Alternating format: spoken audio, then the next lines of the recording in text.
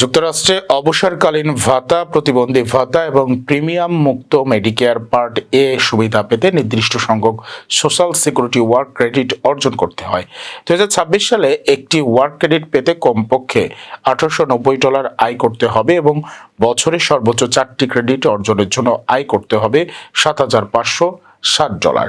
অবসরকালীন social security সুবিধা ও premium মুক্ত Medicare part এ এর জন্য সাধারণত 40টি ওয়ার্ক ক্রেডিট বা প্রায় 10 বছরের কর্মজীবনের অভিজ্ঞতা প্রয়োজন। তবে প্রতিবন্ধী ভাতার ক্ষেত্রে আবেদনকারীর বয়স অনুযায়ী প্রয়োজনীয় ক্রেডিটের সংখ্যা ভিন্ন হয়। বিশেষজ্ঞরা জানান, ওয়ার্ক ক্রেডিট শুধু সুবিধা পাওয়ার যোগ্যতা নির্ধারণ করে, এটি ভাতার পরিমাণ বাড়ায় না। ভাতার পরিমাণ নির্ধারিত হয় কর্মজীবনের গড় আয়ের ভিত্তিতে। নিজের অর্জিত ওয়ার্ক ক্রেডিটের সংখ্যা সোশ্যাল সিকিউরিটির অনলাইন অ্যাকাউন্ট বা বার্ষিক স্টেটমেন্টের মাধ্যমে জানা যায়।